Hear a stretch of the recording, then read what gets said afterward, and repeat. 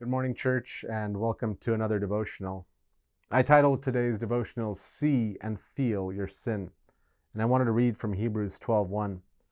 Therefore, since we are surrounded by so great a cloud of witnesses, let us also lay aside every weight and sin which clings so closely, and let us run with endurance the race that is set before us. I wanted to ask you a question. What life would you choose? Would you choose one where you look at all that you do and how you act and notice that it is good and pure and holy? Or would you take one life where you look at all that you do, how you act, and you notice that there is sin, there is stumbling, there are problems and there are issues? And it's not totally a fair question to you. It is a bit of a trick question in that sin is always present in our lives. But I ask you to draw a comparison of what we have, and I think the ideal, what we wish we had. What is it that we pursue? What is it that we look forward to?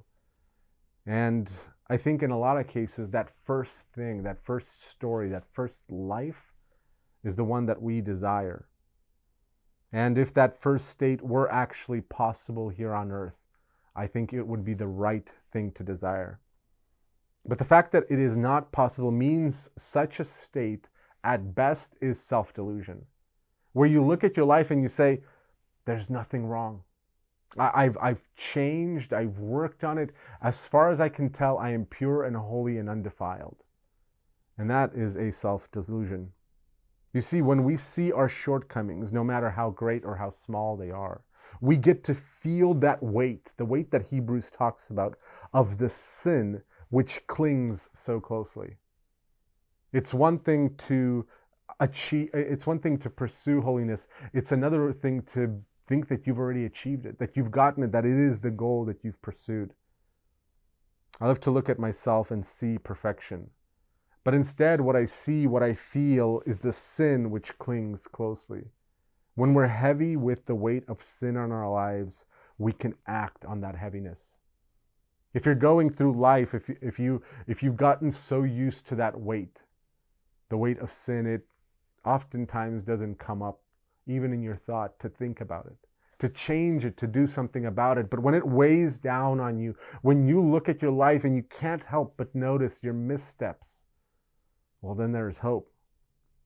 You see, when we see our sin, we start to realize how desperately we need to be delivered from them. We can't run the race. We can't pursue it. We can't finish it when we're lugging behind us this weight, and we can't get rid of it, but we can identify it. So instead, we act as though we are already good and pure and holy, and we try to cast it aside and say it's not there. But that's not the right way. You see, the good news of the gospel is that it gives us something that can truly be called good news. The gospel gives us something that it is good news. Though it is true that sin itself is not good, to see our sin is good. The sin itself is something that God hates, that we try to get rid of, but to see it, in that lies good. Whereas sin leads us to a burdensome existence, confession of that sin allows us to lay aside that weight, to take that sin which clings so closely and constantly try to get rid of it through prayer, through fasting, through our supplication to God to say, God, I desire to be free of this. And I've got good news, because in this life that won't work. But there is coming a life when all that weight, all of that sin will be taken off of us. As long as we pay attention to it and as long as we distance ourselves from it, there will come a day when we will be free of it. Amen and God bless.